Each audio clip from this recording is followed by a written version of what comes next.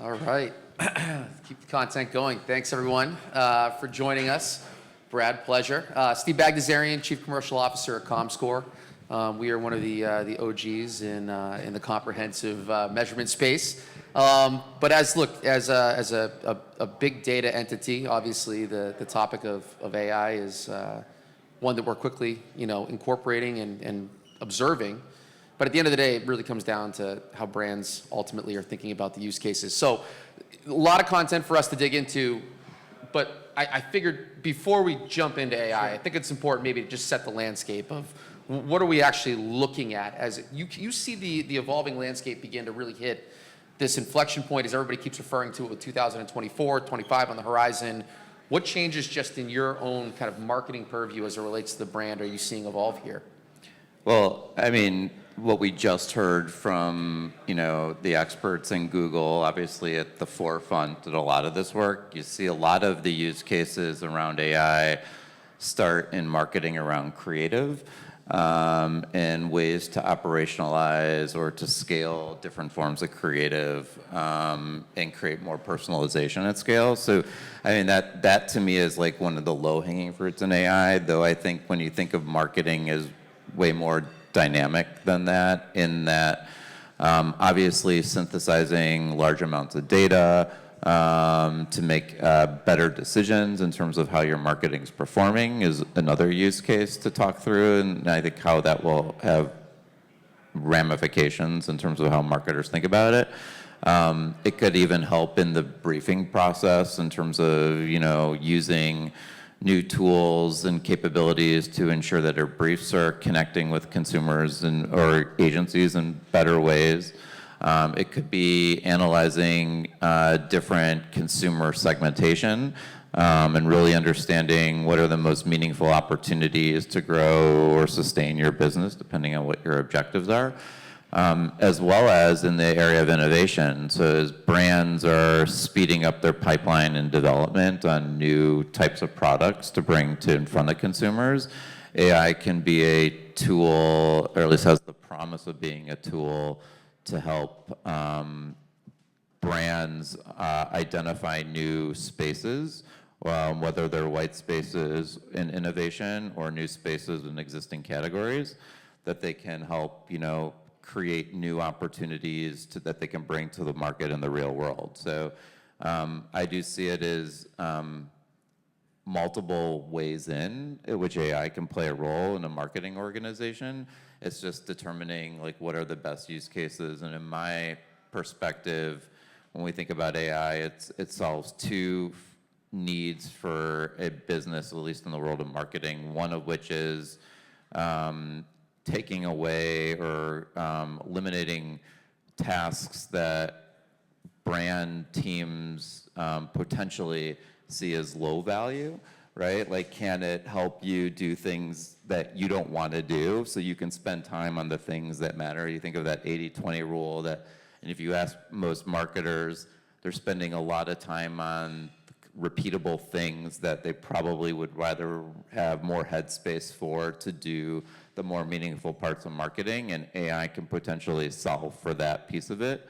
And then the other side of it is that just helping synthesize large amounts of data or to create things in meaningful ways that humans can't do on their own and speeds up the process. And there are more and more demands on marketers today as it relates to moving faster, having more agility, making better decisions. And AI's use cases helping solve that by having machines and help you decide on how to do that with obviously the human in the loop as part of it. So, all right, your remit, right? You lead media and consumer engagement for Molson Coors, North America, huge market, right, Yeah. for the brand.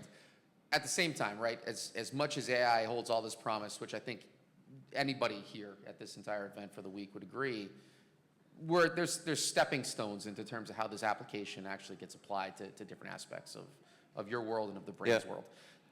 Give me a sense of the types of technologies that you're looking at, or you're incorporating, or where within the roadmap do these types of choices ultimately sit right now? So I'll start with Molson Coors just unveiled and released our own, very timely released our own AI policy. And it's important that the company wanted to make sure we set the parameters by which we can look at AI technology solutions on behalf of the company, and cautioned against Gen AI or any type of open source environments, right, where our IP potentially can be used to benefit other companies or businesses, or the risk at which you're using external data that or sharing proprietary data in an open forum, right, that has risks there as well. And so we're taking, I would say, a very cautious, but also very a tone at which we can operate within that kind of guardrail. And we're part and parcel part of a bigger organization, and working really hand in hand with our IT business partners as well, to make sure that technology solutions can fit those expectations and needs, so that we're not putting ourselves or our business at risk. And so there are multiple use cases by which we can look at AI. One of which is in the world of marketing, but there are other areas in supply chain, advanced analytics, right? There are a lot of different parts of the business that where AI has application. So I think our current opportunity or use case in this area has been in two spaces, one of which is in the creative space, kind of what was described in the previous conversation. And we're experimenting with technology solutions that live within a sandbox, not using generative AI, but in a confined way that isn't open source, and allowing us to, in that sandbox with our brand assets, to create more creative at scale, or use those kind of learnings or briefs that we can plug into the tool to create outputs of more meaningful content. So that's one. And then two is in the area of analytics. So my team also oversees our marketing analytics team. So making sure that how we're measuring, and we measure on a pretty frequent and ongoing basis, monthly performance of our marketing investments. And we're looking at 3 billion lines of data every month across multiple brands. And AI becomes a solution by which it gets us faster analytics or insights from that data, so that we can make better decisions. It still has a team dedicated to it's not like we're asking the computer to just spit something out and then we report on it. I have a dedicated team on my team that does that work, but it takes some of the handoffs and potential for human error out of the equation. So you touched on a couple of things. I mean, several topics in there that I want to dig into. Sure. But I think what's interesting that you highlighted, right? So much of the mantra on this topic in the space is around use case, evolving technology, new vendors. But you hit on kind of an important point, which is it kind of comes back to this privacy, ethical kind of standards, right? Which is, in and of itself is a comprehensive engagement that requires, a multitude of different teams into this. But from your perspective, I mean, that kind of is the starting point. I mean, if your end consumer is, your end goal is to engage the consumer, and you're an owner of a lot of, independent data of yourself, you kind of have to start from that angle. And I think that's a little bit of a different tone, but it's an important one, right? Because if you don't get the foundation right, some of these changes, these technological changes, or these advancements, or these investments can ultimately come back to haunt you. Yeah, I mean, I still think AI, for the most part, is a shiny object that most organizations are trying to all solve for at the same time. There's a lot of promise, but not a ton of work yet here in this space. I've seen some good examples and case studies from brands in audio, or using technologies to kind of create multiple points of creative copy, et cetera, that are more personalized and create more agility to go into market. However, I still think we're a few years away of really seeing that meaningfully. I sit on the board of the MMA in the Media and Data Board. And in that, in meetings that in conversations I've had with colleagues at other companies that have similar roles, a lot of people are talking about AI, not a lot of people are doing AI. And I think a large part of that organization is still trying to figure out what are the right technology solutions, what is going to meet those standards and expectations. Does the company have a perspective, like a starting perspective on that yet? And if not, right, understanding where to start so that you can kind of fit things within those parameters that I'm not sure everyone is set up to do. And then the second point that you kind of made in your statement, right, was, the goaling, I guess, internally of how you look at this, right? I mean, Yeah. there's a significant efficiency play. Sure. Right? And then there's actual, business outcomes that are Sure. derived from the efficiency. Sure. Do you look at them as simultaneous in terms of how you think about the KPI or the ROI of moving into this effort? Or is it, let's start with efficiency and then let's look at the impact of business outcomes? I mean, I think I would start it, actually, I'd flip it. I would think everything we do needs to start with business outcomes. Like, if you're going to invest in any technology, we need to make sure that it's driving a business value. So if for us, incremental sales or penetration of a particular brand or driving velocity on a particular brand, like, that would be the starting point in making these investments. If it doesn't hit that, those requirements, it probably doesn't meet the threshold to make that type of investment. On the other side of it, I do think so. Secondarily, I would say efficiency is important because, again, creating headspace to focus on more meaningful things so that whatever the solution is can help provide you simple, repeatable tasks more efficiently. So think of it as like one of the areas under my purview is that I oversee our digital asset management solution, and all of our assets sit in one space. We're building out capabilities by which like external parties can have access to some of those assets so that they can deploy them into their market. But what if that the tools allowed you to resize advertising to meet whatever needs you had, right? Like, that's right now we may have agencies that do that, or we have individuals that if there was requests come in to do a resize of a particular ad for a billboard that needs to fit a certain dimensions in their market, or to print something to go into a bar, because they're doing banners in a bar for a big event, or their asset, they need a combination of these brands versus those brands, or put a price point in a particular piece of creative. Right now, that's all done by humans, right? And a lot of it is potentially outsourced to some offshore solution, right? Still humans, but offshore. And AI's potential promise is, if all those assets are organized in a way on a digital asset management solution, can that be the source of truth for a creative?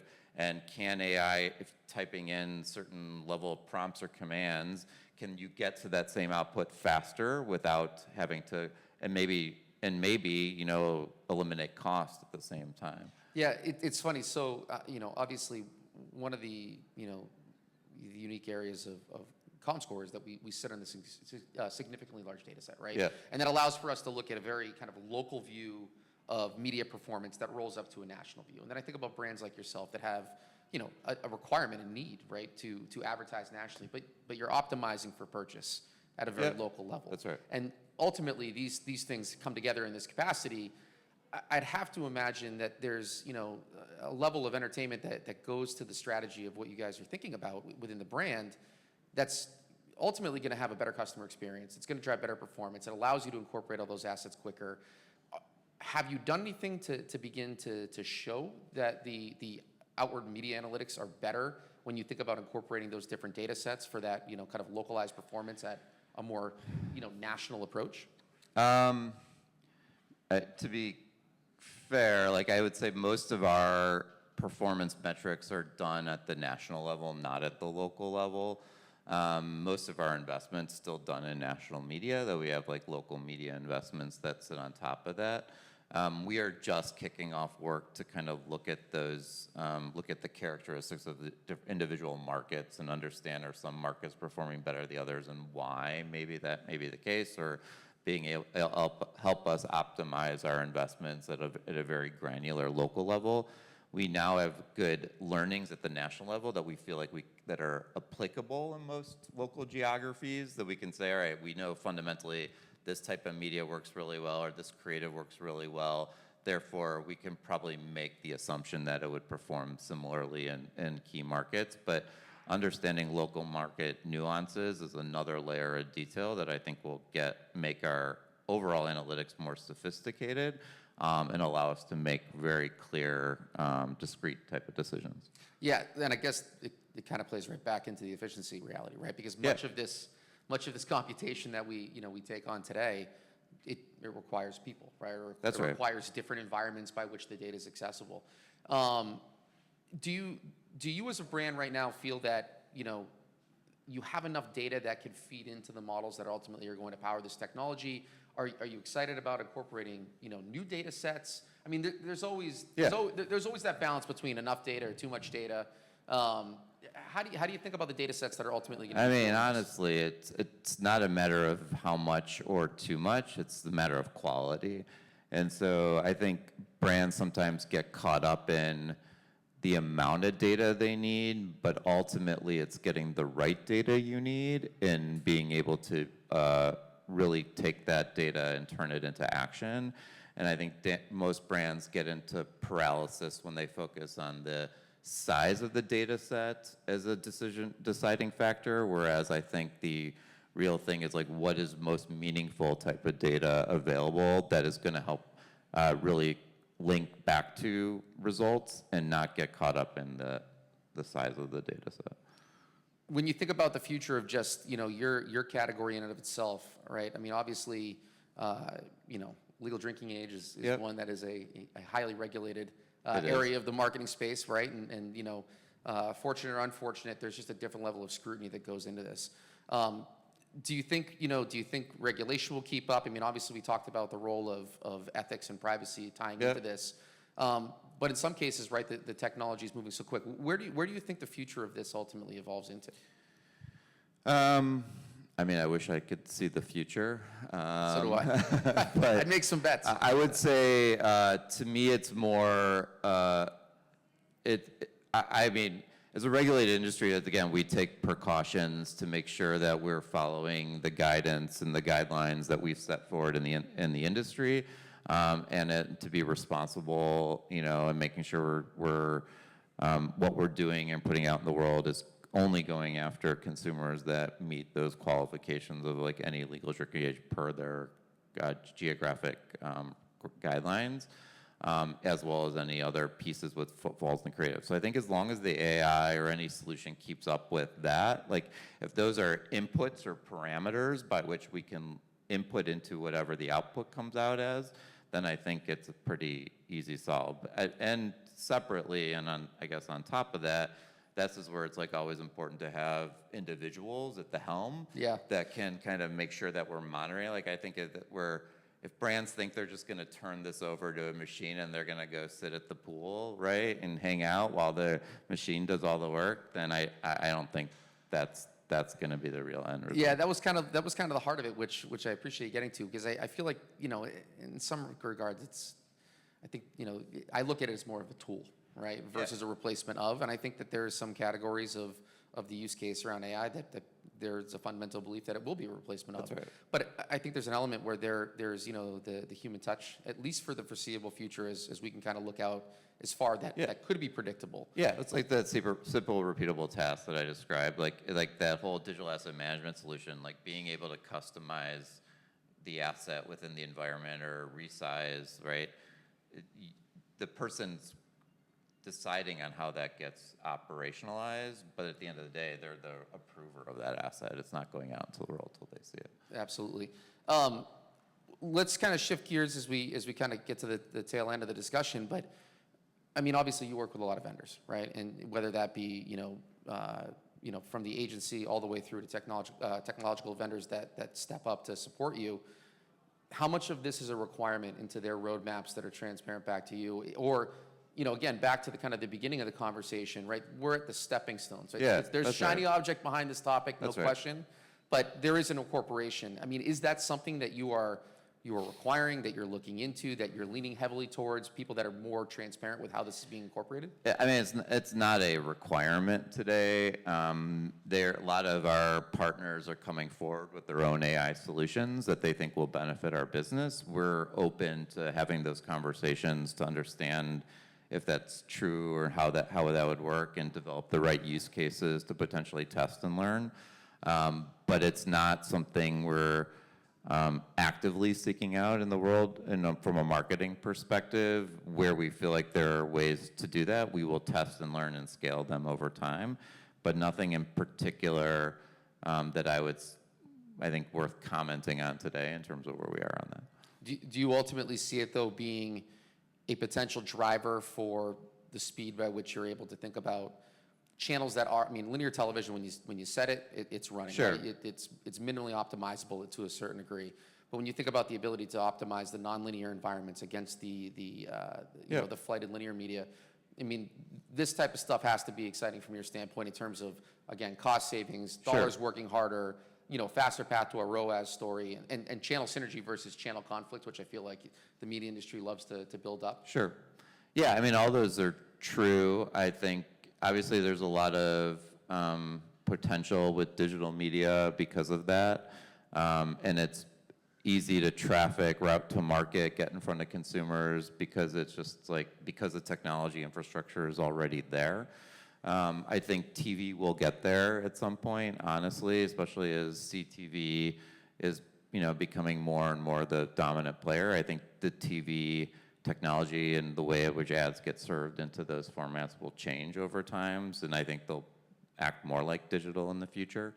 I think there's a lot of use cases for that, but I think it's at the end of the day, I don't know, there's personalization for reason and not just personalization, and that's where I think brands again sometimes get caught up to create too much personalization, whereas how do we tie this back to if it's occasion-based personalization as an example in my category, if you're watching a sporting event on TV or on streaming, can we personalize the ad to follow the content, right? Right. Those types of things that there's some rationale to tie to that, but just personalization for personalization's sake, I don't think is any value. So to kind of pull it together, and I'm going to put you a little bit on the spot because the two sides of your role I find fascinating, right? Yeah. So is the incorporation of this technology as it informs, the future of media and the media analytics that are behind it, right? But then there's the consumer engagement side of it, which has some real kind of near-term opportunities around personalization. When you think about just balancing, again, your role within the brand, are you more excited about first mover on one side or the other, or do you think they're both going to kind of work together as it relates to the Molson Coors AI story? I think they have to work together. I think on the creative side of it, if you don't have the back-end analytics to support those decisions, then you're only halfway there. So I do think we can speed up one or the other because maybe one is faster or closer, the technology is more advanced. But I think the true value is if they both work, they kind of operate at the same time. Appreciate it, Brad. Thank you. Thanks.